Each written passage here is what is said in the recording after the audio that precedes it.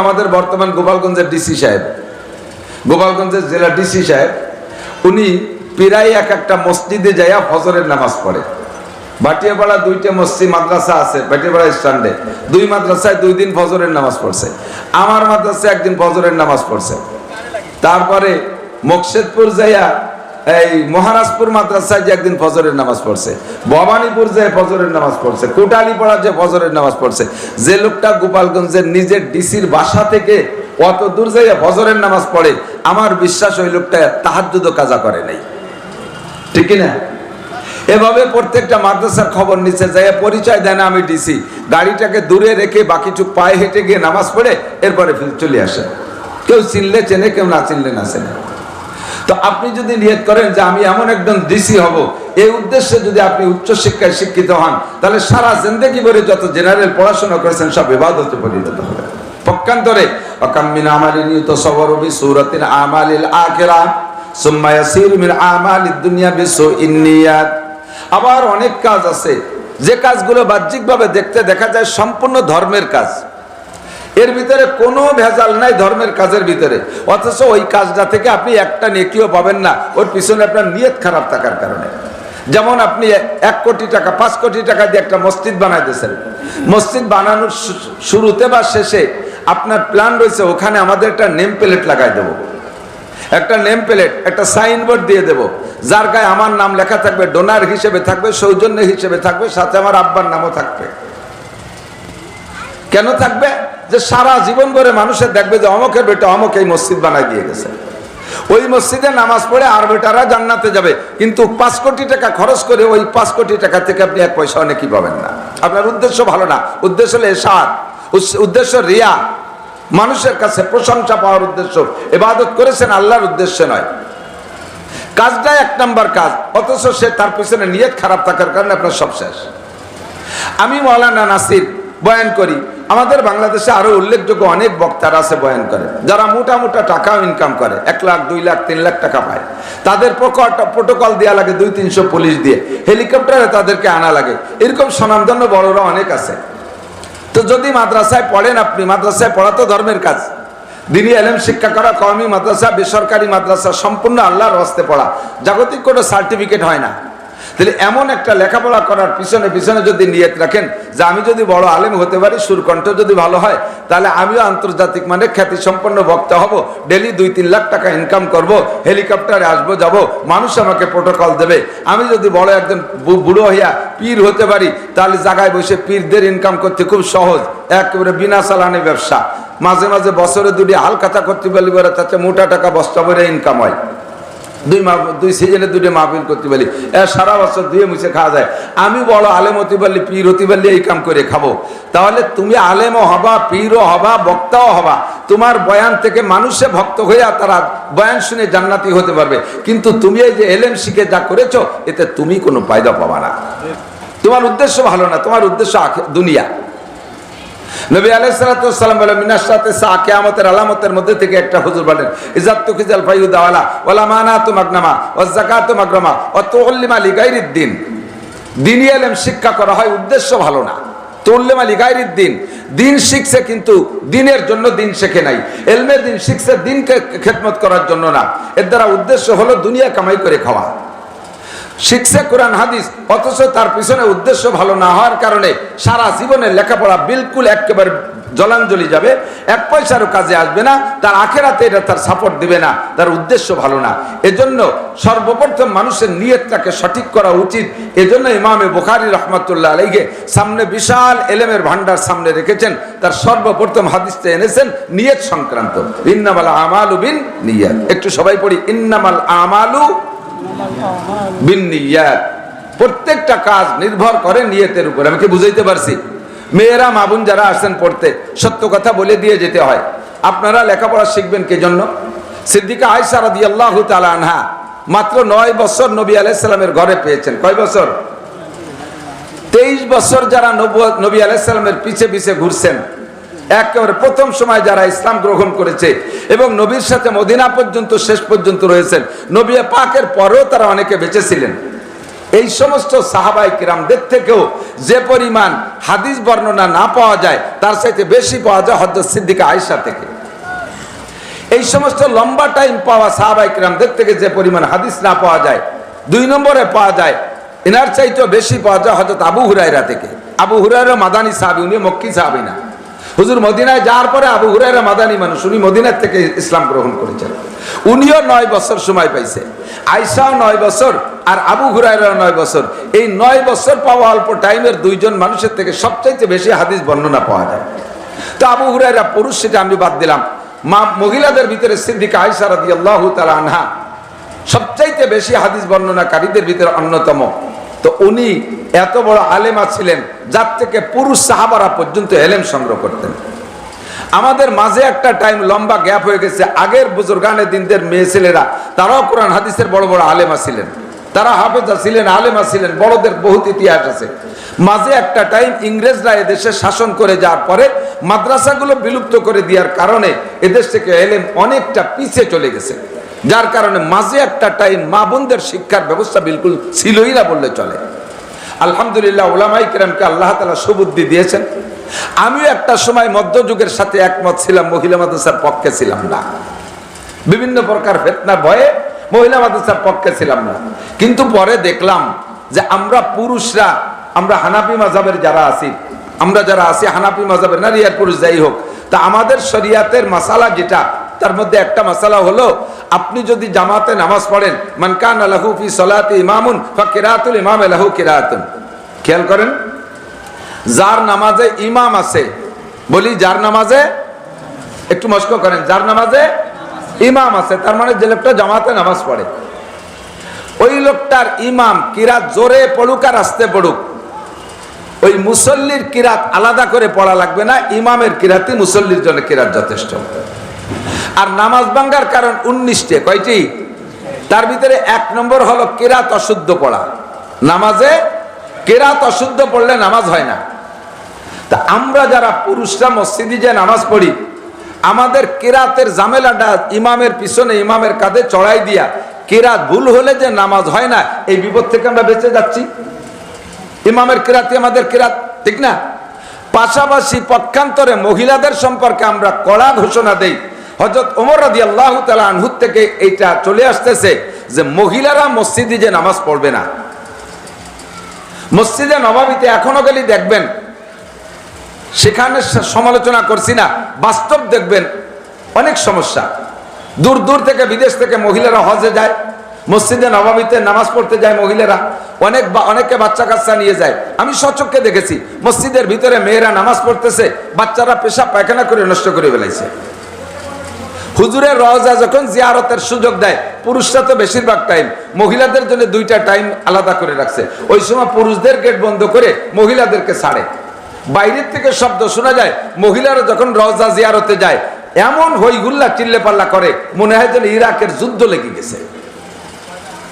এই হইহুল্লা চিল্লে পাল্লা, নোংরামি ইত্যাদি দেখা সিদ্দিকা আয়েশা তো ঘরের ভিতরে, মসজিদের মধ্যেই তার ঘর, সে যে হযরত ওমরের কাছে নালিশ করছে, খলিফাতুল মুসলিমিন। নবী আলাইহিস সালাতু ওয়াস সালাম মহিলাদেরকে জামাতে নামাজ পড়ার অনুমতি দিয়ে গেছে ঠিক, কিন্তু আজকের এই অবস্থা যদি হুজুর দেখতেন, হুজুরের সময় এটা ছিল না, এখনের এই অবস্থা যদি হুজুর দেখতেন, তাহলে অবশ্যই মহিলাদেরকে মসজিদে আসা নিষেধ করে দিতেন। এমনিতে হযরত ওমর রাদিয়াল্লাহু তাআলা আনহু নারীদেরকে এভাবে ওপেনে সব জায়গা যাওয়ার পক্ষে ছিলেন না। যখনই এই সুযোগ পাইছে যে আয়েশা নিজেই অভিযোগ করছে মহিলাদের বিপক্ষে, আর আয়েশাও মহিলা, কাজেই সুযোগরে কাজে লাগাই ফেলি। আর আমার এই সুযোগরে কাজে লাগানোর জন্য সার্টিফাই করে গেছেন মুহাম্মদুর রাসূলুল্লাহ সাল্লাল্লাহু আলাইহি সাল্লাম। আমি যদি শরীয়তের কোনো অংশে কথা বলি, এটা আল্লাহ তাআলা গ্রান্ট করবেন। নবী বলেছেন, আলাইকুম বিসুন্নতি ওয়া সুন্নাতিল খুলাফায়ে রাশিদিন আল মাহদিয়িন। আমার সুন্নত যেমন তোমাদের আঁকড়ে ধরা ওয়াজিব, আমার খুলাফায়ে রাশিদিনদের পক্ষ থেকে যদি শরীয়তের কোনো বিধান তারা বলে, এটাও তোমাদের মানা ওয়াজিব।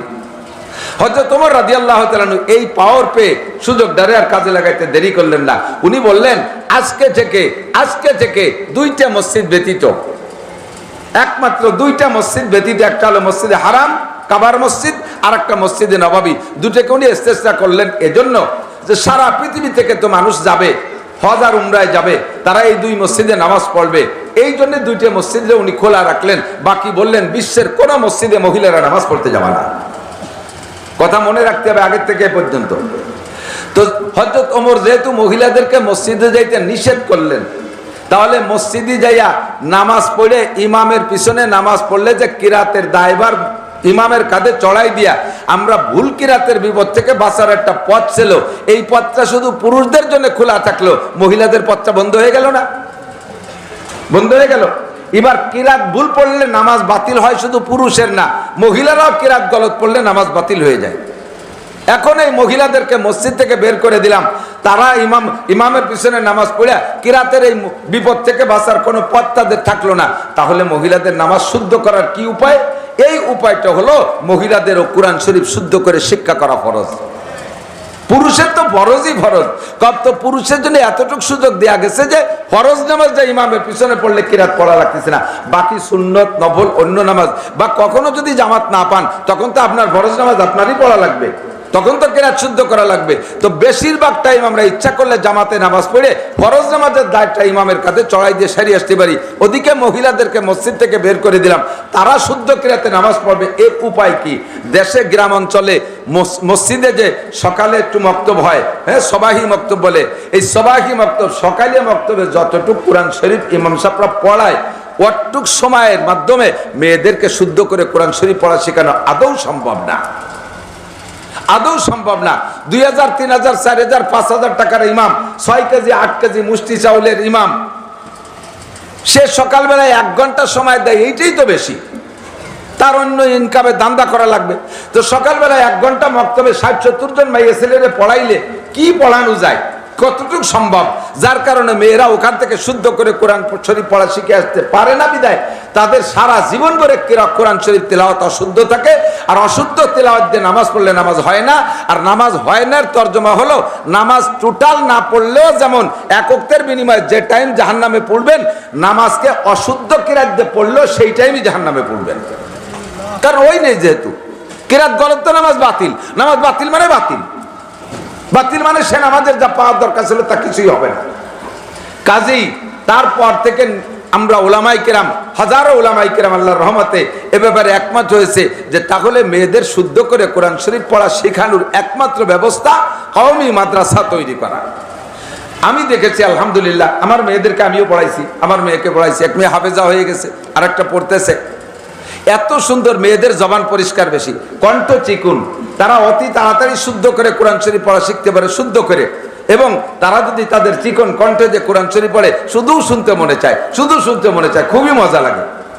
আমি চট্টগ্রাম বাঁশখালী গেছি, হযরত মাওলানা আখতারুল ইসলাম সাহেব, আখতার হুসাইন সাহেব 16 বর মাদ্রাসার নায়েবে মোহতামিম ছিলেন, মুফতি আব্দুর রহমান শাহ হুজুরের মাদ্রাসা। ওনার গ্রামে একটা মাদ্রাসা আছে একেবারে বাঁশখালী সাগরের পাড়ে। তো ওখানে ওই মাদ্রাসা অনেক ছাত্রী, দাওরায়ে হাদিসে 50 জন। তো দাওরায়ে হাদিসে 50 জন মেয়েরা পড়ে। তো ওনার সিস্টেম হলো, ওনার ওই মাদ্রাসায় 2 দিন ব্যাপী মাহফিল দেয়। যদি হাদিসে বুখারী পড়ানোর যোগ্য বক্তা উনি পায়, তাহলে তাদেরকে দিয়ে বুখারীর একটা ক্লাস উনি করায়, যাতে যদি বড় কেউ হয় তার সাথে মেয়েদের এই ক্লাসের সনদটা মজবুত হয়ে গেল। এই জন্য আমি ছোট হই আর বড় হই বুখারী শরীফ পড়াই জানে, বিদায় উনি আমারে বললেন যে হুজুর আমার মেয়েদেরকে একটা সবক পড়ান। আমার অনেক আগের থেকে, আমি তো ক্লাসে মেয়েদেরকে পড়াই না, যার কারণে আমার একটা ভালো ধারণা ছিল না মেয়েদের প্রতি। আমার মনে হতো যে এই কিতাব পড়ানোর যে পেশি, দুনিয়ায় কোনো লেখাপড়ার ভিতরে এত পেশি দেখি নাই, এই কওমি মাদ্রাসার কিতাবের ভিতরে এত ঝামেলা। এইটা মেয়েদের এই হালকা ব্রেন দিয়ে, দুর্বল মেধা দিয়ে তারা কিতাবের কিচ্ছু মনে বোঝে না, আমার এমন একটা কুধারণা ছিল। কিন্তু ওই দিন আমি বুখারী শরীফ পড়াইতে যাইয়া আমার ধারণাটা সম্পূর্ণ পাল্টে গেছে। আমি কোন জায়গায় পড়বো, কোন পৃষ্ঠার থেকে সবক পড়াবো, এটা তারা জানে না, আগের থেকে বলি নাই। আমি আমার কায়দায় বুখারী জলদে আউয়ালের সম্ভবত 500 কত পৃষ্ঠা থেকে যেন আমি 1 পৃষ্ঠা দেখে গেছি, আমার কায়দায় দেখে গেছি। তো ওখানে পড়ানোর সিস্টেম হলো, শিক্ষক বাইরে বসে, ভিতরে মাইক দেওয়া আছে, বাইরে থেকে হুজুর পড়ায়, ভিতরে মেয়েরা, কেউ দেখে না। বিভিন্ন মাদ্রাসা আছে না একেবারে ওপেন, সরাসরি হাদিস পড়াচ্ছে, মেয়েরা সামনে বসে পড়তেছে, হুজুরিও মেয়েকে দেখে, মেয়েরা হুজুরকে দেখে, এরকম ভালো ভালো মাদ্রাসা আছে না, এর সে ক্লাসে পাও জুলইতে বসে পড়ে। তো আমাদের এসব মাদ্রাসায় সে সিস্টেম নাই। আমাদের মেয়েরা কোথায় থাকে হুজুর জানে না, আর হুজুর কোন জায়গায় পড়াচ্ছে মেয়েরা ভিতরে থেকে দেখবে না, ফুটো ফাটাই দিয়ে বলুক যে দেহার কায়দা নাই। আমরা সেভাবে বসছি, আক্তার সাহেব আমার সাথে আরো 2-3 জন মুহাদ্দিস আছে, ভিতরে মেয়েরা বসা। আমি বললাম এত নম্বর পৃষ্ঠা খোলো। আর হাদিস পড়ানোর সিস্টেম হলো ছাত্রীরাই, বুখারী হাদিস পড়ানোর সিস্টেম, দাওরায়ে হাদিসের সব কিতাব, ছাত্রীরা বা ছাত্ররা রিডিং পড়বে, উস্তাদ শুধু শুনবে। সব হাদিসের তর্জমাও হবে না, তর্জমাও হবে না। যেই হাদিসটার উপরে কিছু জরুরি কথা আছে ওখানে ব্রেক করে দিয়ে হুজুর বলবেন থামো, এরপরে সেখানে কথা বলো। এটা হলো হাদিস পড়ানোর নিয়ম। তো সেই নিয়ম অনুসারে আমি বললাম যে এত নম্বর পৃষ্ঠা থেকে তোমরা কেউ পড়ো। ওদের ওখানে মাইক আছে, আমাদের এখানে সাউন্ড বক্স দিয়ে আছে। আল্লাহু আকবার। সত্য হবে, একেবারে বিলকুল সত্য কথা, আমি নিজেই পড়াইছি। এই যে পৃষ্ঠা দেখেন, বুখারী শরীফের পৃষ্ঠা কিন্তু কোরআন শরীফের কমপক্ষে 3 থেকে 3.5 পৃষ্ঠা এর এক এক পৃষ্ঠার মধ্যে লেখা আছে, এবং জের জবর পেশ দেয়া নাই, জের জবর পেশ দেয়া নাই। বোঝেন, জের জবর পেশ না দেয়া থাকলে এইটা পড়া কেমন কে পড়তে পারবেন? যেমন বাংলায় অক্ষর, বাংলা অক্ষর কতগুলো মিলে একটা শব্দ বানানো লাগে না? তো শব্দ বানানোর জন্য মাঝখানে সংযোগের জন্য আকার, রসিকার, একার, ঐকার এগুলো ব্যবহার করা লাগে না? তো আকার, রসিকার, একার, ঐকার ছাড়া খালি যদি লাইন ধরে অক্ষর লেহেত হয় তাহলে এই যে কি শব্দ বানানো যায়? বুঝাতে পারি নাই, হ্যাঁ? যায়, কোনো অবস্থায় যায় না। কামাল লিখবেন, কামাল, তাতে যদি কামাল লিখতে যাইয়া শুধু ক আর ম আর ল লিখেতন, তাহলে এই যে কি বলবেন? কমলও ভর্তি পারেন, কমলাও ভর্তি পারেন, কুমিল্লা, বিভিন্ন দিক নিতে পারেন। জের জবর যতক্ষণ দেন নাই ওরে মেলা দিক নেওয়ার কায়দা আছে, ঠিক না? তো এখন আপনাকে আরবিতে পড়তে হলে জের জবর হলো আকার, রসিকার। এই হাদিসের কিতাবে কিন্তু দিয়ে নেই, 2-1 জায়গায় জায়গায় আছে। এইটা দিয়ে পড়া শেখার জন্য 10 বছর পর্যন্ত গ্রামার পড়া লাগে। সব মৌলানারা পারে না, মৌলানা হলেই পারে না, বিটা মৌলানা লাগে। তো আমি বললাম যে তোমরা একজন একটু ইবারত পড়ো, আরবিতে বলে রিডিং বলে ইবারত, ইবারত পড়ো। একটা মাইয়া এত বড় পৃষ্ঠা, কোথাও একটা শব্দ দোহরাই নেই, তুতাই নেই, চুল পরিমাণ, নুক্তা পরিমাণ কোথাও ভুল বলে নাই। 3 থেকে 4 নিঃশেষে 1 পৃষ্ঠা শেষ। আমি দেখে গেছি, ও জানে না যে আমি এই পৃষ্ঠা পড়াবো। আচানক খুলে বলছে এই পৃষ্ঠা পড়ো, আর ও দৌড়েই বিসমিল্লাহকে শুরু করে দিয়েছে। আমি আশ্চর্য হয়ে গেছি। আক্তার সাহেব বললেন, হুজুর বিশ্বাস করবেন না, মেয়েটার ভাগ্য ভালো না মন্দ তা বলবো না, ও যদি পুরুষ হইতো তাহলে ওরা হাটহাজারী মাদ্রাসা শাইখুল হাদিস বানাই দেওয়া যেত। এত ভালো আলেমা, এত ভালো মাহেরা, এত বড় যোগ্যতা অর্জন করেছে হাদিস থেকে। তো আমাদের মেয়েরা বুখারী শরীফ পড়বে। অনেকে আছে হাদিসের উপরে একটু ধারণা ভালো না, কয় যে জীবন যাপনের জন্য তো কোরআনই যথেষ্ট, হাদিস লাগে কোন সাগে? আস্তাগফিরুল্লাহ, একটু কন্যা আস্তাগফিরুল্লাহ, আস্তাগফিরুল্লাহ বলার পক্ষে লোক নাই। হাদিসকে যে ব্যঙ্গ করে, ঠাট্টা করে, অপ্রয়োজন মনে করে, ভালো করে জেনে নেন ভাইজান উপস্থিত, উনি আমার শাহেদ, উনি আমাকে সাপোর্ট দিবেন, যেহেতু সত্য কথা। ওই লোকটা বেঈমান, ওই লোকটা কাফের। ওই লোকটা কি? হাদিস সম্পর্কে মন্তব্য, এই হাদিস তুমি যে মন্তব্য করতেছো হাদিসের উপরে, হাদিস সুর কি? হাদিস এ তো রসুলের অনেক পরে লেখা। তো রসুলের অনেক পরে লেখা, তাই বলে জাকি মারো। তো তুমি কি রসুলের সময়কার মানুষ না তার একটু আগের মানুষ যে 1400 বছর পরে এসে হাদিস কয়ে ব্যাকসাও? তুমি কোন সময়কার মানুষ? যেই লোকটা বুখারী হাদিস লিখছেন 6 লক্ষ সহিহ হাদিস জানতেন। কয় লক্ষ? মুখস্থ লিখে রেখে নাই, মুখস্থ আছে 6 লক্ষ হাদিস। আর আরেকটা বিষয় আশ্চর্য হবেন, হাদিসটা শুধু ক্বালা রাসূলুল্লাহ সাল্লাল্লাহু আলাইহি ওয়াসাল্লাম খায়রুকুম মান তাআল্লামাল কুরআনা ওয়া আল্লামা, এতটুকের ভিতরে না। এই খায়রুকুম মান তাআল্লামাল কুরআনা ওয়া আল্লামা এটা তো হুজুর বলেছেন। তা ইমাম বুখারী তো হুজুরের সময়কার মানুষ না, উনি তো 3-4 পুরুষ পরের মানুষ। এই 3-4 পুরুষ পর্যন্ত নবী আলাইহিস সালাম থেকে নিয়ে উনি পর্যন্ত হাদিস খান আসতে যে কয়টা মাধ্যম ব্যবহার হয়েছে, যে কয়জন পুরুষ, যেমন ভাইজানের কাছ থেকে আমি শুনছি, আমার কাছ থেকে ইনি শুনছি, ইনার কাছ থেকে উনি বুখারী, ইমাম বুখারী, উনি সেটা সাপ্লাই দিচ্ছে। এই যে কয়জনের মাধ্যমে প্রত্যেকটা হাদিসের পিছনে মাধ্যমগুলো সব মুখস্থ ছিল, একেবারে সনদ, এটা কি কয় সনদ। 2 নম্বরে শুধু এই মাধ্যম না, এবং এনার কুষ্টিপাত, বংশ পরিচয় কেমন, ভালো না মন্দ, সিটার না বাটপার, দিনদার না ইমানদার, বেরেন ভালো না মন্দ, লেখাপড়ায় 1 নম্বর না 6 নম্বর না 9 নম্বর, উনার বাপ কেমন, দাদা কেমন, মা কেমন, নানা বাড়ি নানি বাড়ি কোন জায়গা, ওনাকে বাড়ি যে ঘোড়াগুলো আছে সে ঘোড়াগুলো ঘাস খায় না খের খায়। এইভাবে সকলের জীবনী ইতিহাস সম্পূর্ণ জানতেন এই 6 লক্ষ হাদিসের ব্যাপারে। কি মনে করেন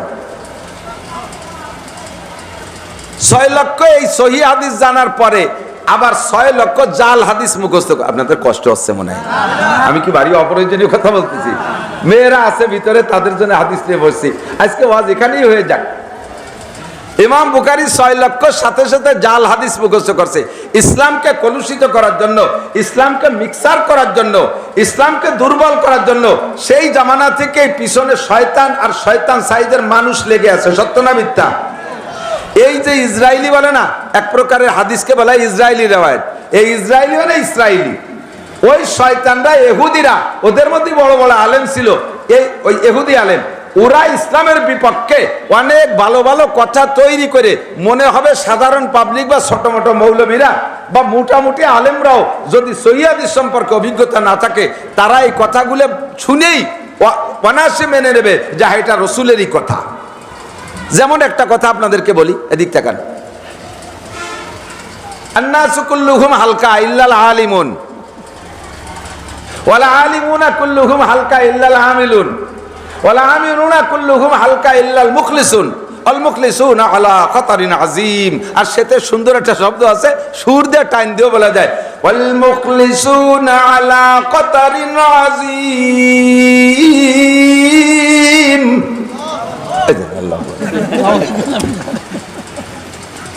সবাই কর নাউজুবিল্লাহ, সুন্দর করে টানতে বলে দিলাম।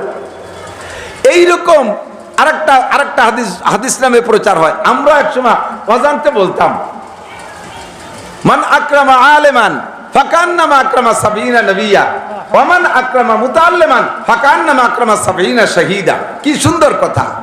ক্বালা রাসূলুল্লাহ সাল্লাল্লাহু আলাইহি ওয়াসাল্লাম, জোরে নাউজুবিল্লাহ। তরজমা কি? যে ব্যক্তি একজন আলেমকে সম্মান শ্রদ্ধা করলো, সে যেন 70 জন নবীকে সম্মান করলো। সুবহানাল্লাহ, কন্যা নাউজুবিল্লাহ। 70 জন নবী আর একজন আলেম, কি কি কি বোঝেন? নবীদের মর্যাদা জানি না বিদে আমরা সুবহানাল্লাহ কই ফেলাই। এই হলো পাবলিকটা ধোঁকা দেওয়ার মতো হাদিস, ইসলামের ভিতরে ভেজাল সৃষ্টি করার মতো এইরকম। এরপরে কয় ওমান আকরামা মুতাআল্লিমান, যদি কে একজন মাদ্রাসার ছাত্রকে সম্মান করে, ভালোবাসে, ইকরাম করে, সে যেন 70 জন শহীদকে সম্মান করলো।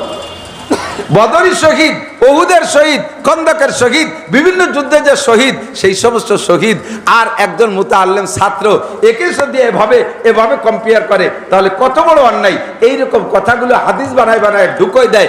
এইরকম জাল হাদিস বানাইছে ওরা, 6 মানে অসংখ্য বানাইছে। তার ভিতরে 6 লাখ মুখস্থ করে রাখছে ইমাম বুখারী। আবার মুখস্থ গেলেন কে? যে এগুলো যদি মুখস্থ না থাকে, তাহলে জাল আর সহির মধ্যে তো পার্থক্য করা যাবে না। এই জন্য 6 লক্ষ সহি হাদিস আর 6 লক্ষ জাল হাদিস মুখস্থ করেছেন। এর ভিতরে থেকে এই হাদিসে বুখারী শরীফের ভিতরে মানে অনেক হাদিস আছে, 1 বার 2 বার 3 বার 5 বার 7 বার 10 বার 30 বার 35 বার 37 বার পর্যন্ত একটা এই হাদিস বারবার আলোচনা করেছেন। বিভিন্ন শিরোনাম দিয়ে দিয়ে ওই জায়গায় হাদিসটা প্রয়োজন মনে করেছেন, বয়ান করে দিয়েছেন। তো এইভাবে একটা হাদিস যদি 37 বার আসে, তাহলে তারা 37 বারই না গুনিয়ে একবার যদি গোনেন, এইরকম একটা একটা করে সিঙ্গেল গুনলে প্রায় 4500-এর মতো হাদিস আছে এর ভিতরে। আর এইভাবে ডবলিং হয়ে গেছে, এই ডবলিং গুনতে গেলে প্রায় 9000-10000-এর মতো আসে কাছাকাছি। এই এই বিশাল একটা দুইটা এরকম 2খান কিতাব মিলে একটা হাদিস হয়ে গেছে। এবার ইমামে বুখারী রাহমাতুল্লাহ আলাইহি তার 6 লক্ষ হাদিসের মধ্য থেকে বাছাই ছাঁটাই করে একেবারে একান্ত প্রয়োজনীয় যেগুলো, সেইগুলো দিয়ে এই কিতাবখান লিখছেন। লিখতে কিতাবখান এই বুখারী শরীফ লিখতে 16টা বছর সময় লাগাইছে। কয় বছর? 16 বছর। এবং হেরমে মক্কার মধ্যে বসে বেশিরভাগ লিখছেন। লেখার পদ্ধতি, তাকওয়ার একটা কথা বলি, লেখার পদ্ধতির ভিতরে ওনার তাকওয়া কতটা অবলম্বন করেছেন। প্রত্যেকটা হাদিস এর ভিতরে এক লাইনে একটা হাদিস হয়ে গেছে। এক লাইনে একটা হাদিস হয়ে গেছে, আধা লাইনে একটা হাদিস হয়ে গেছে। অথচ প্রত্যেকটা হাদিস লেখার শুরুতে গোসল করেছেন, গোসল করেছেন, গোসল করে 2 রাকাত নামাজ পড়ছেন, 2 রাকাত নামাজ পড়ে হাদিসটার ব্যাপারে উনি মুরাকাবায় বসছেন। মুরাকাবায় বসা উনার জেহেনকে আল্লাহ পাক রব্বুল আলামিনের সাথে নবী আলাইহিস সালাতু ওয়াস সালামের ইলমের সাথে উনি প্রায় মিলিয়ে ফেলাইছেন। এরপরে রূহানি ভাবে নবী আলাইহিস সালামের কাছে জানতে চাইছেন হাদিসটা লেখা যাবে কিনা। আধ্যাত্মিক ভাবে আল্লাহর পক্ষ থেকে যদি সাড়া পাইছে হাদিসটা লেখা যাবে, তারপরে হাদিসটা লিখছেন।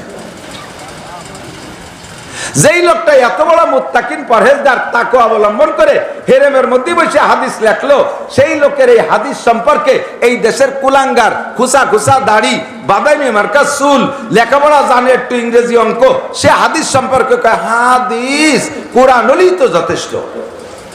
যত হাদিস আছে সমস্ত হাদিসগুলো কোরআনের ব্যাখ্যা। হাদিস ছাড়া কোরআনকে যদি একা একা বুঝতে চাও তাহলে বিভ্রান্ত হয়ে যাবে। হাদিস ছাড়া যদি কোরআনকে বোঝার চেষ্টা করো তাহলে তুমি গুমরাহ হয়ে যাবা। কখনো রাষ্ট্র পরিচালনা করতে পারবা না, ইউনিয়ন পর্যন্ত, আরে ওয়ার্ড, তোমার বাড়িও, তোমার ব্যক্তিগত জীবনকে তুমি পরিচালনা করতে পারবে না শুধু কোরআন দিয়ে। এজন্য খেয়াল করতে হবে, দিক তাকান। এই ইমামে বুখারী হাদিস সংগ্রহ করার ব্যাপারে আবার কত কত সতর্কতা অবলম্বন করেছেন শুনেছেন উলামায়ে কেরামের কাছে। আরেকবার একটু শুনিয়ে নেন। ওনার বাড়ি হলো রাশিয়ার বুখারা। বাড়ি কোথায়? রাশিয়ার বুখারা। সেখান থেকে ইরাক গেছে পায়ে হেঁটে। বিমান নাই, রকেট নাই, ভ্যান নাই, মোটরসাইকেল, বাইসাইকেল কিচ্ছু নাই, একটু ঘোড়া গাধা থাকলে আছে। কখনো ঘোড়া গাধায়, কখনো পায়ে হেঁটে 3000 কিলোমিটার পথ।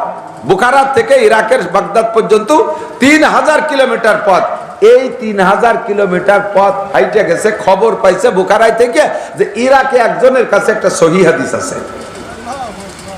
এই একটা সহিহ হাদিস সংগ্রহ করার জন্য এই আল্লাহর বান্দা কতদিন পর্যন্ত পরিশ্রম করে সেখানে গেছে। যাওয়ার পরে লোকটারে খুঁজেও পাইছে। পাওয়ার পরে বলছে, ভাই আপনি আহান্তা ফুলান, আমি যে নামটা শুনে আসছি, আপনি কি সেই লোক? তো পরিচয় দেওয়ার পর বলে, কলা নাম, আমি সেই লোক, আপনি জায়গা মতো আসছেন। আমি শুনেছি আপনার কাছে নবী আলাইহিস সালামের একটা সত্য সহিহ হাদিস আছে, আমি সেই হাদিসখান সংগ্রহ করার জন্য বুখারা থেকে আসছি, একটু কি বলবেন মেহেরবানি করে? তখন উনি বলতেছেন, একটু অপেক্ষা করেন, এখনই বলবো, আমি একটু ব্যস্ত আছি, ব্যস্ততাটা সেরে নেই। কি ব্যস্ততা? ওনার একটা ঘোড়া ছুটে গেছে গোয়ালিতে। এ ঘোড়াটা একটু আইদ মাতাল, আধা পাগলা তামটে নর্মালে হাতে আসে না। এই মরুভূমির সর দিয়ে পাগলা মেরে দৌড়ে বেড়াচ্ছে, তা ধরতেই পারতেছে। আমি ঘোড়াটারে ধরে একটু বাঁধে নিয়ে আপনার কার্যে মরিচ গাছ খাই বলবেন, একটা ঝামেলা হতে পারে। তো উনি সেই ঘোড়াকে ধরার জন্য কৌশল অবলম্বন করছে। এক মুঠ ঘাস আইনিয়ে ঘোড়ারে কইছে, ঘোড়া ঘাস খাবি তো আয়। তখন ঘোড়া ঘাস দেখে অনায়াসে কাছে চলে আসছে, গলায় রশি বাঁধে ঘোড়াটারে গাছের সাথে বাঁধতে তুইয়া ঘাস মুঠে দড়ি সরাইতে বলে, আসেন হাদিস কই। যখন ঘোড়াটারে এক মুঠ ঘাস দেখাইয়া গাছের সাথে বাঁধতে তারে ঘাস মুঠ খাইতে দেয় নেই, ঘোড়ার সাথে প্রতারণা করছে। ইমাম বুখারী দেখে আর কোনো কথা না বলে আসি, আসসালামু আলাইকুম, আমি যাই ভাই। হাদিস নেবে না? কেন হাদিস নেব না? আরে আমার কাছে সহি হাদিস আছে। আরে সহি কেন? তার সে সহি হাদিস থাকলেও নেব না। তুই একটু ধোঁকাবাজ। একটু পরে হলিওতে এই ঘাস ঘোড়ারেই খাওয়াবি, তোর ঘাস তোর ঘোড়া খাবে। সেই ঘোড়ারে এখন ঘাসপুট দেখাইয়া না খাওয়াইয়া তার ঘাসপুট দূরি সরাই দিয়া ফেলাই দিয়া আর গাছের সাথে ঘোড়া বাঁধছিস, তুই একটা প্রতারক, তুই একটা ধোঁকাবাজ। আমি ধোঁকাবাজের কাছ থেকে, ঘোড়ার সাথে যে ধোঁকাবাজি করতে পারে সে নবী পাকের হাদিসের সাথে সততা ঠিক রাখবে, এটা আমি বিশ্বাস করতে পারি না। আবার পায়ে হেঁটে সেই 3000 মাইল চলে গেছে। আর সেই লোকটা এত তাহকিকের সাথে হাদিস সংগ্রহ করলেন, আর 1400 বছর পরে এসে হাদিস সুন্নাত। নবী পাক বলেন, আলাইকুম বিসুন্নতি। আলা শব্দ আছে আরবিতে ওয়াজিব প্রমাণ করার জন্য। আলাইকুম বিসুন্নতি, তোমাদের উপরে আমার সুন্নাত ওয়াজিব। কুতিবা আলাইকুমুস সিয়াম, তোমাদের উপরে রোজা ফরজ করা হয়েছে, কোরআন শরীফের আয়াত। কুতিবা আলাইকুমুস সিয়াম, তোমাদের উপরে রোজা ফরজ করা হয়েছে। এখানে ফরজ শব্দ আছে আলাইকুমের থেকে, আলা থেকে। ও জায়গা হুজুর বলে আলাইকুম বিসুন্নতি, টুপি, দাড়ি, পাগড়ি, জুব্বা, দস্তারখান, ঢিলা, কুলুক, মেসক, অল এভরিথিং সুন্নাত আলাইকুম, তোমাদের উপরে ওয়াজিব। আল্লাহ পাক হুকুম করেছেন, মা তাকুম রাসূল ফাকুযুহু ওয়া মা নাহাকুম আনহু ফান্তাহু। এই দৃষ্টিতে তাকাইলে, এই আয়াতের দিকে তাকাইলে নবী পাকের সমস্ত সুন্নাতগুলোকে ফরজ বলে ধরে নেওয়া যায়, ওয়াজিব বলে ধরে নেওয়া যায়। কারণ আল্লাহ পাক বলেন আমার নবী তোমাদেরকে যেই কাজটা যেভাবে করতে বলে ওইটাকে ওইভাবে করো। নবী টুপির কথা যেভাবে বলে ওইভাবে পরো, চুলের কথা যেভাবে বলে ওইভাবে কাটো, মোজ যেভাবে বলে ওইভাবে কাটো, দাড়ি যেভাবে লম্বা রাখতে বলে ওইভাবে রাখো, পাগড়ি যেভাবে পড়তে বলে ওইভাবে পড়ো, ওইভাবে ব্যবহার করো। এমন করে সুন্নাত যতগুলি, নবী যে আমলটা যেভাবে বলে ওইটা ওইভাবে করো। এই করার হুকুমটা দিয়েছেন কে? আল্লাহর হুকুম। আল্লাহর হুকুমের ব্যাপারে আপনাদের তো এই জায়গা উসুল পড়ানো মুশকিল, একটুক বলে যাই। কতিউস সুবুত কতিউদ দালালাত, যেই হুকুমটা বলা, যেই বিষয় দলিলটা কোরআনের আয়াত, দলিল আসছে কিসের থেকে? কোরআনের আয়াত থেকে, বলে কতিউস সুবুত। আর তার তরজমা বুঝতে যদি কোনো বিভ্রান্তের ভিতরে পড়তে না হয়, কোনো দ্বিধাদ্বন্দ্ব না হয়, ক্লিয়ার তরজমা হয়, এইরকম কে বলা হয়? কতিউস সুবুত আর কতিউদ দালালাত। এই কতিউস সুবুত আর কতিউদ দালালাতের মাধ্যমে যদি আল্লাহ তাআলা কোনো বিষয় অর্ডার করে, সেইটা ফরজ, কমপক্ষে ওয়াজিব হয়ে যায়। তাহলে সেই হিসেবে ধরে নেওয়া যায় সুন্নাত যেগুলো আছে, নবী পাকের কথা যেগুলো আছে, এগুলোকে এক নম্বরে বিশ্বাস করা ফরজ, এর মধ্যে কোনো সন্দেহ। আর আমলের ব্যাপারে ওয়াজিবও ধরে নেওয়া যেতে পারে, কমপক্ষে সুন্নতের থেকে কম না, সুন্নতের থেকে কম না। হুজুর বলেন মান তামাসসাকা বিসুন্নতি, যে আমার সুন্নতকে মজবুত করে ধরবে, মান তামাসসাকা বিসুন্নতি ইনদা ফাসাদে উম্মতি, উম্মতের ফাসাদের সময় ফালাহু আজরু মিয়াতি শাহীদ, তাকে আল্লাহ তাআলা 100 শহীদের সওয়াব দান করে। বলেন না সুবহানাল্লাহ। কাজেই হাদিস সম্পর্কে আমাদের গাঢ় বিশ্বাস রাখা দরকার আছে না নাই? কথা কন না? অনেকের মধ্যে দ্বিধা দ্বন্দ্ব আছে আমার মনে, এখন আমি বুঝতে পারি নাই, আমার দুর্বলতা। হাদিসকে বলা হয় ওহিয়ে গায়ের মাত্র, এটা আল্লাহর শিখানো কালাম। কোরআন শরীফ যেটা, এটাও আরবি, হাদিসও আরবি। তো কোরআন শরীফ যেটা নাজিল করেছে আল্লাহই বলেছে সেটা কোরআন শরীফ, আর যেটা কোরআনের বাহিরে আল্লাহর শিখানো কথা, নবীর জবানে বলছে, নবীর ভাষায়, সেটার নাম হাদিস। তবে দুইটাই আল্লাহর শিখানো কথা। কোরআনকে বিশ্বাস করা ফরজ, হাদিসকে বিশ্বাস করা ফরজ। কোরআনের সব হুকুমের পর আমল করা ফরজ, হাদিসের হুকুম যেটা নবী যেটা যেভাবে বলছেন, ওয়াজিবটাকে ওয়াজিব, সুন্নাতটাকে সুন্নাত, নফলটাকে নফল, সেভাবে আমল করা, এই ক্লাসিফিকেশন ভাবে সেভাবে আমল করতে হবে। বাকি আমার বিশ্বাস করা ফরজ। এদিক খেয়াল করেন, এদিক খেয়াল করেন। ইমানের দুইটা পার্ট, অর্ধেক লা ইলাহা ইল্লাল্লাহ বলেন, আর অর্ধেক মুহাম্মাদুর রাসূল। এটা বলবেন না নাকি জানেন না? আপনাদের এই জায়গায় অনেকদিন আগে একবার মাহফিল হয়েছি, এই জায়গায় আশেপাশে, কোন জায়গা যেন, না না না ওটা না, ওটা এই ব্যাসপুরীর এখানে এক মসজিদে আইছি। তো এই জায়গা নড়ালির এক তবলিগ জামাত আইছে। ওই তবলিগ জামাতের আমির সাহেব রাতের আমল টামল শেষ করে এরপরে গেছে আমার ওই মাহফিলে। তো যাই আমার বলতেছে, হুজুর সারা বাংলাদেশে ওয়াজের মধ্যে তবলিগের কথা আপনিই বেশি বলেন, তশকিলও করেন, তা আপনার এই নিকটতম এলাকায় এই জায়গায় যে তবলিগ করেন না, সমস্যা কি হয়েছে? কয় যে ওই মসজিদে আইছে 3 দিন পর্যন্ত কয় বুড়োরে সে কলেমাই শুদ্ধ বলা মিশিয়ে দিয়ে পারলাম না, কলেমাই পারে না, অথচ নামাজ পড়তেছে জীবন ভরে। তা যে কলেমাই পারে না, তাহলে আলহামদুলিল্লাহ কি ভাড়া ভারে, আত্মায়াতের দোয়া কুনুত কি ভাড়া ভারে? সে কলেমাটাই পারে না। তাহলে যে কলেমা পড়ে কি? কয় যে লা ইলাহা মুহাম্মাদুর রাসূলুল্লাহ, লা ইলাহা মুহাম্মাদুর রাসূলুল্লাহ। 3 দিন মস্ক করার পরে আজকে ঈশার পরে সবক নিছি যে চাচারা আজকে শুনেন, আমরা তো ভোরে চলে যাবো, কমপক্ষে কলেমাটা পড়ায় মুসলমান বানাই দিয়ে দেয়। আজও রাত্রি কয় লা ইলাহা মুহাম্মাদুর রাসূলুল্লাহ। তা আমি বললাম যে চাচা এই বুড়ো হয়ে গেলেন, মরার সময় হয়ে গেল, কলেমাটা শুদ্ধ করে পড়ে যদি মরতে পারেন তাহলে জান্নাতি, তাও বললেন না। কয় আমি অশুদ্ধর কি এসছি? কয় যে কলেমা তো হয় না, কয় সব জায়গার কলেমা একরকম নাকি? এই যে সব জায়গার কলেমা একরকম, তোমাকে নলালির কলেমা ইল্লাল্লাহ আছে, ইপার নাই, লা ইলাহা মুহাম্মাদুর রাসূলুল্লাহ। জোরে কান্না নাউজুবিল্লাহ, লা হাওলা ওয়ালা কুওয়াতা ইল্লা বিল্লাহ। কলেমার দুইটা অংশ, কয়টা? লা ইলাহা ইল্লাল্লাহ আর এক অংশ মুহাম্মাদুর রাসূলুল্লাহ। ঠিক আছে তো? লা ইলাহা ইল্লাল্লাহ মুহাম্মাদুর রাসূলুল্লাহ।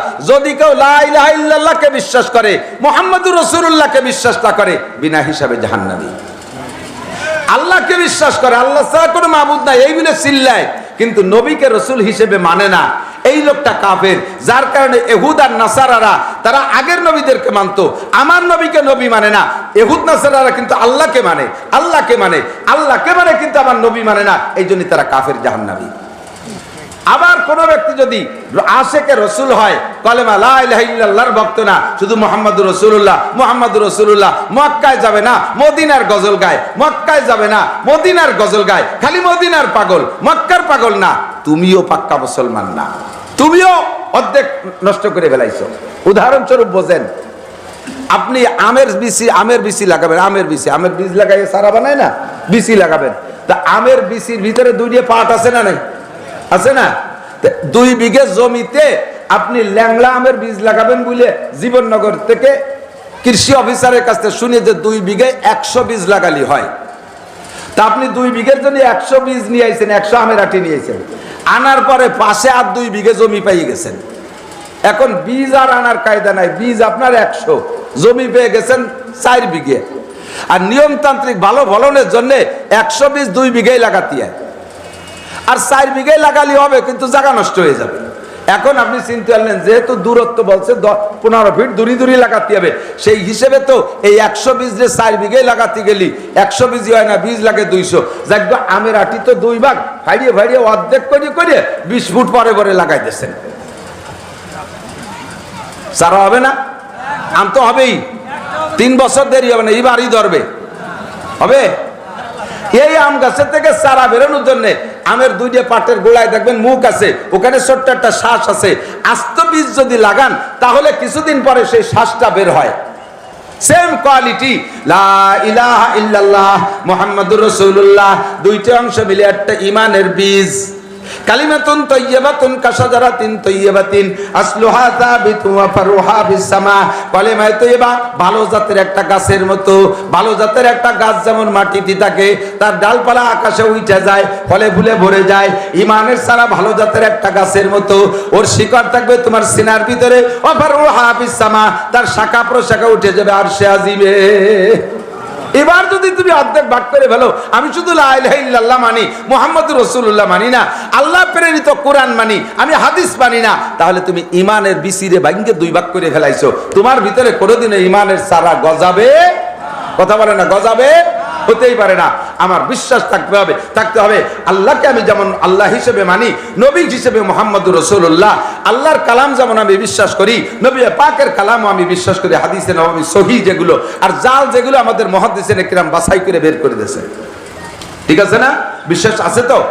এই জন্য শুরুতেই সম্পূর্ণ কথাকে বিশ্বাসে আনার জন্য আপনার ইমানটাকে তৈরি করতে হবে। এজন্য সেকেন্ড প্লেসে আসতেছে কিতাবুল ইমান, আর শুরুতে দেশে আগে তোমার নিয়তটা সহি করো। ও মহিলা, তুমি কি বুখারী শরীফের ক্লাস কইরা মাওলানা হলি বিয়ে হয় তাড়াতাড়ি এই নিয়তে কি হাদিস পড়তেছো নাকি? নিয়ত ঠিক করে দিচ্ছি মহিলাকে, যেহেতু মহিলাকে ক্লাস সবাই একটু নিয়ত ঠিক করে দিতে হবে না? তুমি মাওলানা হলে বিয়ে হয় তাড়াতাড়ি, সেই জন্য মাদ্রাসায় পড়িয়ে মাওলানা আসছো, তাহলে তোমার বিয়ে হবে, তোমার থেকে প্রোটেকশন হবে, ছেলে মেয়ে হবে, যাকে যাকে তা ঠিক আছে, কিন্তু এর থেকে যে ফায়দা হাসিল করার দরকার ছিল, এর থেকে যে বেনিফিট পাওয়ার দরকার ছিল পুরস্কৃত হতে, ওইটি হতে পারবে না। তোমার নিয়ত থাকবে আমি হাদিসে নববী শিখবো, পড়বো, আমার থেকে যে নসল পয়দা হবে, আমার বাচ্চাদেরকে আমি পড়াবো, আমি একটা পরিবারের আলেমা হব, ওই বাড়ির ভিতরে বেনামাজি যারা আছে, হাদিস কোরআন যারা জানে না, তাদেরকে আমি শিক্ষা দেব। আমার মহল্লায় যে সকল মেয়েরা মূর্খ থাকবে তাদেরকে ডেকে ডেকে আমি হাদিস পড়াবো, দিন শিখাবো। দাওয়াতুন নবী, দাওয়াত ইলাল্লাহ, দাওয়াতে দিন ইলাল্লাহ, আল্লাহর দিনের দিকে মানুষকে দাওয়াতের জন্য আমার এলেম লাগবে, সেই এলেম শিখার জন্য হাদিস পড়ছি। বাকি এই এলেমটা এমনই জিনিস যে আল্লাহর রহমতে, উদাহরণস্বরূপ বলা যায় যে আপনার বাড়ি মসজিদের থেকে উত্তর দিক, আপনি মসজিদের থেকে উত্তর দিক বাড়ি বানাইছেন, দোতলা বাড়ি, এদিকে আপনি জানলা না রাখলেও চলে, পূর্ব দিকে জানলা রাখলে, দক্ষিণ দিকে একটা জানালা কাটছেন, কি জন্য? এই জানালা দিয়ে আমি আজানের আওয়াজ শুনবো। কি শুনবেন? আজানের আওয়াজ শুনে আমি সময় মতো মসজিদে যাব। তো এই আজানের আওয়াজ শোনার জন্য যে জানলাটা খোলা রাখলেন, ও জানলা দিয়ে তো খালি আজানই যায়, বাতাস তো যায় না। কথা কয় না, বাতাস যায়।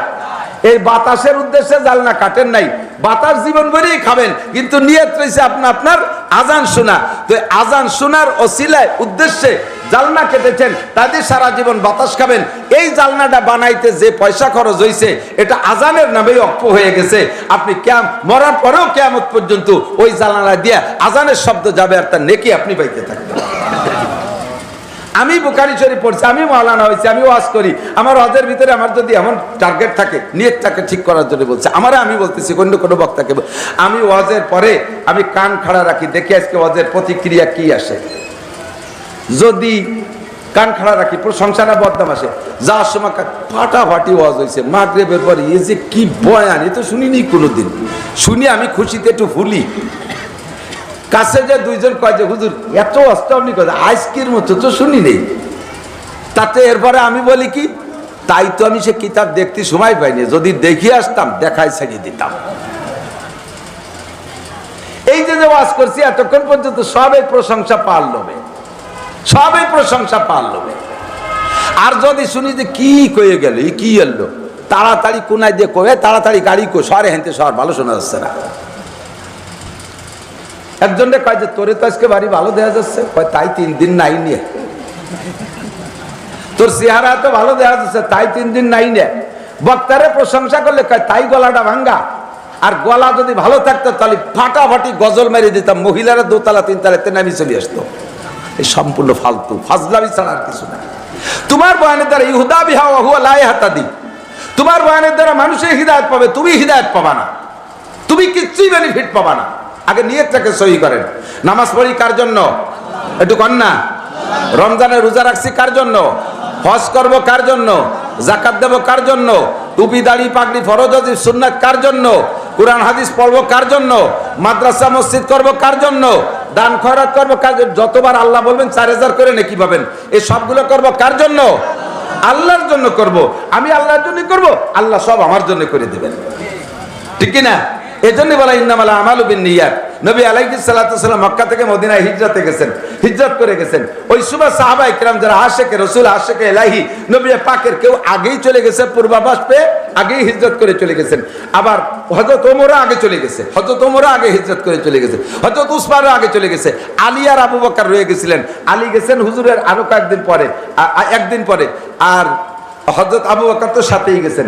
এই সময় বহুত সাহাবা হিজরত করে চলে গেছে, সব গেছে আল্লাহর মহব্বতে, নবী পাকের মহব্বতে, ঠিক না? ইতিমধ্যে একজন হিজরত করে গেছে, সে গেছে মক্কায় থাকতি এক মুসলমান মহিলা, সেও হিজরত করে মদিনায় চলে গেছে। এ মহিলা আশিকে ইলাহি আশিকে রাসূল, কিন্তু ওই মহিলার প্রেমে পড়ছে এক যুবক, এক পুরুষ। সেই পুরুষ আশিকে ইলাহি না, আশিকে রাসূল না, এলাকায় ছিল, তালে তালে ছিল। কিন্তু নবী যখন হিজরত করে মহিলাও চলে গেছে, তখন এই লোকটা হিজরত করে গেছে মহিলা ওই মদিনায়, ওই মহিলার প্রেমে পড়িয়া। তখন এই কথাটা আসছে যে তুমি হিজরত করছো কেন? কয় যে হুজুর আমি এর ভালোবাসতাম, মদিনায় থাকতি, তো চলে আইসে, বসে থাকতি তো একটু দেয়া সাক্ষী হতো, এখন আসে না, কি আর বা থাকতে পারি, নেশে চলে আইসি।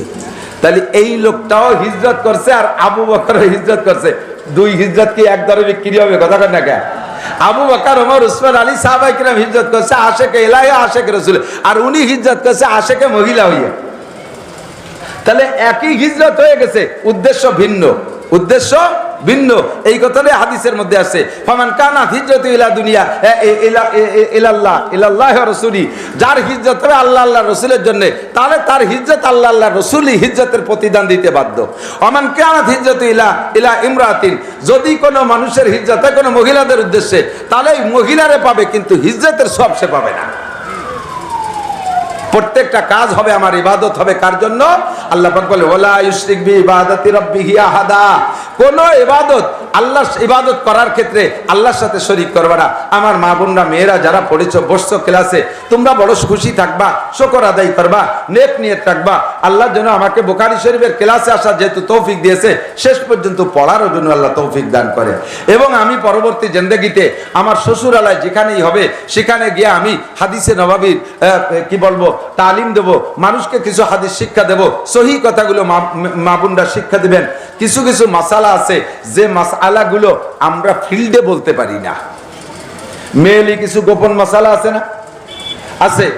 যারা বিবাহিত পুরুষ তাদের নিয়ে বলা যায়, কিন্তু কিছু অবিবাহিত যুবক আছে, ছোট পোলাপান আছে, যাদের সামনে এই শরমের মাসালাগুলো বলা যায় না। আর বললেও যতই বলি পুরুষদের কাছে, কিন্তু একান্ত কিছু গোপন আছে যেগুলো বলা যায় না, অথচ এই কথাগুলো মেয়েদের জানা জরুরি। মেয়েলি কিছু হাদিস আছে, মাসালা আছে, যেই কথাগুলো আমরা বক্তারা মাঠে বলতে পারি না। এই মাসালাগুলো মহিলারা শিখবে কার কাছ থেকে? এটা যদি তাদের সরাসরি কিতাব থেকে জানা না থাকে, তাহলে এই জায়গার আমলের ত্রুটি তাদের জীবন ভরেই হতে থাকে। এজন্য মেয়েদের ইলমে দিন শিক্ষা করা, হুজুর বলেন তালাবুল ইলমে ফারিদাতুন আলা কুল্লি মুসলিমিন ওয়া মুসলিমাত, দ্বীনি ইলম শিক্ষা করা প্রত্যেকটা মুসলমান নরনারীর উপরে ফরজ। ফরজ এজন্য যে তার নিজের কমপক্ষে নিজের জিন্দেগিতে চলতে ইলমুল হাল নগদে আমার জীবন যাপন করতে যে ইলমগুলো লাগবে, পাক পবিত্রতার বিষয়, পাক পবিত্রতার বিষয়, স্বামী স্ত্রী বৈবাহিক জীবনের বিষয়, জীবন যাপনের বিষয়, ইত্যাদি ইত্যাদি, বাচ্চাদের দুধ খাওয়ানোর বিষয়, এই সমস্ত গোপন বিষয় তার নিজেরটা নিজে। তারপরে নামাজের পার্থক্য। সৃষ্টিগতভাবে আল্লাহ তাআলা নারী আর পুরুষকে দুই জাতি বানাইছে, খেয়াল করেন তো। মানুষ পুরুষ বানাইতো আল্লাহ যে যে ম্যাটেরিয়াল ব্যবহার করছে, নারীদেরকেও তাই দিয়ে বানাইছে না? কথা কয় না। পুরুষ বানাইছে 4 জিনিস দিয়ে, আগুন, পানি, মাটি, বাতাস, এই 4টে দিয়ে পুরুষ বানাইছে। মহিলাকে বানাইছে খালি আগুন, পানি, মাটি, বাতাস দেয় নিয়োগের মধ্যে। কথা কয় না, বোঝে নাই কথা। মহিলাকে বানাতে কি 4টে 3টে দিয়ে বানাইছে, একটা কম দেশে। আগুন, পানি, বাতাস, মাটি তো ওকে গায় নাই। তাহলে একই ম্যাটেরিয়াল যে পুরুষও বানাইছে নারীও বানাইছে, অথচ আর এক মায়ের পেটেই জন্ম, অথচ দেখেন বডি কোয়ালিটি 2 রকম। পুরুষরা সাবালিগ হলে তাদের আলামত ভিন্ন জায়গায় প্রকাশ পায়, মেয়েরা সাবালিগা হলে তাদের আলামত ভিন্ন জায়গায় প্রকাশ পায়, ঠিক কি না? পুরুষের চুল রাখলে বড় হয়, ছেড়ে দিলে বড় হয়, মেয়েদেরও বড় হয়। কিন্তু পুরুষের দাড়ি হয়, মেয়েদের দাড়ি হয় 99%, বলকে 1,99,999 জনের দাড়ি হয় না। 2-1টা মহিলার 2-1টা হয়, ওটা সাজ না দেয়। এই যে পার্থক্যটা আল্লাহ তাআলা সৃষ্টিগতভাবে বডির মধ্যেই রেখেছেন। পুরুষের জীবনে কোনোদিন মাসিক হয় না, মহিলাদের 55 বছর বয়স পর্যন্ত মাসে 3 দিন 5 দিন 7 দিন রক্তক্ষরণ হয়, মাসিক বলে। এইটা মহিলাদের হয়, এটা পুরুষের হয় না। পুরুষের সারা জীবন 30 রোজা রাখা সম্ভব যদি মারাত্মক রোগ ব্যাধি না হয়, আর মহিলারা 55 বছর বয়স পর্যন্ত রেগুলার যদি তাদের মাসিকটা ক্লিয়ার হয়, তাহলে রমজানে 30 রোজা তারা পুরোতে পারবে না, কোনো না কোনো জায়গায় সেই 3 দিন 5 দিনের একটা ধাক্কা মারবে। তাহলে পার্থক্য আছে না নাই? পুরুষেরও পর্দা ফরজ, নারীদেরও পর্দা ফরজ। তাই দুইয়ে পর্দা কি একরকম? নারীরা বাইরে বেরোতে গেলে বোরকা পরবে, তাহলে পর্দা হবে না। তাহলে পুরুষের যত পর্দা ফরজ, তাহলে পুরুষরা বোরকা পরবে, এক হলো? তাহলে পুরুষেরও পর্দা ফরজ, কিন্তু সিস্টেম আলাদা। নারীদের পর্দা ফরজ, সিস্টেম আলাদা। তাই যদি হয়, তাহলে নামাজের ভিতরে নারী আর পুরুষের ভিতরে পার্থক্য থাকা দরকার আছে না নাই? এবং এটা সম্ভব কিনা, এবং এটা উচিত কিনা? অবশ্যই উচিত। একটু খেয়াল করেন, সংক্ষেপে আমি কথা শেষ করে দেব, আমি বেশিক্ষণ থাকতে পারবো না। এদিক তাকান, ছানা বান্ধার ব্যাপারে, কানে উলো দেওয়ার ব্যাপারে, দাঁড়ানোর ব্যাপারে পার্থক্য আছে। নারীরা দাঁড়াবে, মানুষে যখন নামাজে যায়, কালেকশন হতে হবে, দাওরার কিতাব কইতেছি তো বেটা, আরে কার কথা কানের কাছে দিও না, ফানাইয়ে দোয়ানো যায়নি, কি যদি কি করছে টের পায় না। ও খালি চিন্তা আছে কারণ কিতাবের দরকার, কর্ণে দিবে না। তাহলে এদিক খেয়াল করেন, কি বলছি? নারীরা নামাজে দাঁড়ানোর সময় পা মিশাই দাঁড়াবে। এমনি সময় যা করুক আর না করুক, দেখবেন শয়তানে মানুষের নামাজে দাঁড়াইলে ওই সময় যে শয়তানে বেশি ধোঁকা দেয়। এখানে বসে আছেন, কেউ নাক মুখ চুল করছেন না, এখনই নামাজে দাঁড়ান, দেখবেন দাড়ির মধ্যে সুর হয়, নায়ের মধ্যে ভর ভরায়, কানের মধ্যে খড় খড়ায়, ফিটির উল্টো জায়গা খাইজু হয়। এই সব কামগুলো কেনা করে? শয়তানে করে। কতক্ষণ, ঠিক না? এখন বসে আছেন আর জায়েজের সময় বসে থাকেন, অত পচা কথা মাথায় আসে না। নামাজে দাঁড়ান, দুনিয়ার যত পচা কথা, কোন মাইয়ের সাথে কথা কইছিলেন, কার সাথে জীবনে কি করছিলেন, তার সব তা কেমন সব হচ্ছে নামাজের মধ্যে হাজির হয়। সত্যি না মিথ্যা? তো নামাজে দাঁড়াইলে নামাজির বিশেষ অঙ্গ নিয়ে শয়তানে খেলা করে। এই জন্যে যার বিশেষ অঙ্গ যেমন তার সতর্কতা তেমন। মেয়েরা এই জন্য পা মিশিয়ে দাঁড়াবে, যাতে তাদের শরমগা নিয়ে শয়তানি করতে না পারে, এই জন্য মিশিয়ে দাঁড়াবে। পুরুষের সর্বনিম্ন 4 আঙ্গুল ফাঁকা, সর্বোচ্চ আধা ফাঁকা করে দাঁড়াবে। 2 নম্বরে, কানে উলো দেওয়ার সময় পুরুষে কানে হাত উঁচু করবে, যেহেতু পুরুষের উপরে কোনো ঝামেলা নাই, এই জন্য হাত উঁচু করে কানে উলো দেবে। মহিলাদের হাত বেশি উঁচু করলে তাদের বগল আর তাদের স্তন নিয়ে শয়তানে তামাশা করে, এই জন্য বুক চাপায় দিয়ে কোনো মতে কাঁধ পর্যন্ত হাত উঠবে, কানে উঠবে না। এবার ছানাবান্ধার ক্ষেত্রে পুরুষের শরম নিচে, নাভির নিচে, এই জন্য পুরুষের ছানা বাঁধবে, হাতটারে এইভাবে ধরে কবজিরে 2 আঙ্গুল দিয়ে ধরে উপরে 3 আঙ্গুল রেখে নর্মালি ছাড়িয়ে দেবে, যে জায়গা যায় ওই জায়গাটাই তাহতা সুররা, নাভির নিচে। পুরুষের শরম নাভির নিচে বিদায় হাত দিয়ে নাভির নিচে ঠেকাই দিছি, আর মহিলাদের নাভির নিচের শরমকে পা চাপাই দিয়ে দাঁড়ায় ঠেকাইছে, আর বুকে শরম আছে বিদায় তারা ছানা বানবে বুকি। পুরুষই কেন বুহি ছানা বানবে? পুরুষের বুহি কি আছে? এ জায়গায় তাদের কি বিপদ আপদ আছে যে বুহি ছানা বানতে যাবে? কথা বোঝেন? কোরআন হাদিসকে বাংলা দেখে একা একা কচুও বোঝা যায় না। কোরআন হাদিসকে একা একা বাংলা দিকে একেবারে এক লক্ষরও বুঝবেন না। এগুলো বুঝতে বিটা মানুষের কাছে দীর্ঘ 12টা বছর পড়া লাগছে, এরপরে 30টা বছর মুতালা করি, তারপরও তার কোনার কাছে যাতে পারি না। দুহেন চটি বই বই কয় আমিও বুখারী শরীফ পড়ি। সাবধান, পাগলামি করবেন না। কোন আল্লাহ পাক হুকুম করেছে তোমরা বেশিরভাগ মানুষ জানবা না, ফাসআলু আহলা যিকরে, জাননেওয়ালার কাছে জিজ্ঞেস করে জেনে নাও। তো বলতেছি এখন আরো অনেক গোপন মাসালা আছে যেগুলো ওপেন ফিল্ডে বলা যায় না, মেইলি মাসালা, তাদেরটা তাদের জানতে হবে। এই জন্য তারা জানে তাদের ভিতরে সাপ্লাই দেওয়ার জন্য মেয়েরা আলেমা হওয়া দরকার আছে না নাই? আছে না নাই? শেষের দিকে চলে যাই দোস্ত, আপনারা যারা চাকরি করেন খেয়াল করেন, যারা চাকরি করেন সরকারি চাকরি আলাদারই ধরি, সরকারি চাকরি করেন, মাসে 30,000 টাকা বেতন পান, ফ্যামিলির সদস্য যা আছে 30,000 টাকা নিয়ে এই 30,000 টাকা দিয়ে হিসাব নিকেশ করে চলেন। পার ডে 1,000 টাকা বরাদ্দ রাখছেন, ডানিও থাকে না বামিও থাকে না, দিনাও হন না, সচেতন মানুষ দিনা দায়ী করেন না, মোটামুটি 30,000 টাকা বেতন নিয়ে সংসার চালাই যাচ্ছেন। এরপরও যে মনে তো একটু সন্দেহ থাকে, চাকরি ছুটে গেলে কি রে খাবো? বুড়োকালে যে রিটায়ার করে দেবে সে সময় তো বেতনও দেবে না, ওই সামান্য কটা পেনশন দেবে, তাই দিয়ে কি হবে?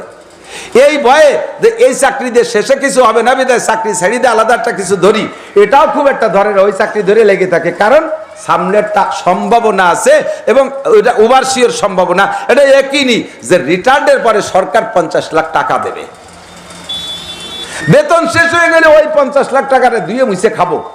যারা সচেতন জ্ঞানী বুদ্ধিমান তারা কি করে, আর যারা অচেতন তারা কি করে? অচেতনরা আইসেই 50 লাখ টাকার গরম সামলাতে না পেরে এ ব্যবসা ও ব্যবসা, পোল্ট্রি ছাগল খেত খামার এটা ওটা করে, যেটা হাত দেয় ওটা মার খায়, যেটা হাত দেয় ওটা মার খায়, লাস্টে একটা অটো কিনে চালাই বেড়ায়, শেষ পেয়ে অটো খান সরে নিয়ে গেছে, শেষে বিক্রি রেখে বেড়ায়। এলো অচেতন। আর সচেতন যারা তারা কি করে? 50 লাখের 25 লাখ টাকা দিয়ে শহরতলিতে একটু জায়গা রাখে, ওই জায়গাটার ভিতরে আর 25 লাখ টাকা দিয়ে 3 ইউনিটের একটা ঘর বানায়, যাতে 3টে ফ্যামিলিকে ভাড়া দিয়ে খাওয়া যায়। 3 ফ্যামিলিরে ভাড়া দিলে শহরে মানুষ তারা 3 ফ্যামিলিতে 3 10-কে 30,000 টাকা দেবে। এই 3 ইউনিট থেকে 30,000 টাকা আসবে। বুড়ো কাল পর্যন্ত ছেলে মেয়েতে যদি কিছু নাও দেয়, কমপক্ষে আমার ভাড়ার টাকা দিয়ে খাইয়ে মরতে পারবো। এরা হলো সচেতন। কথা বলেন? সচেতন।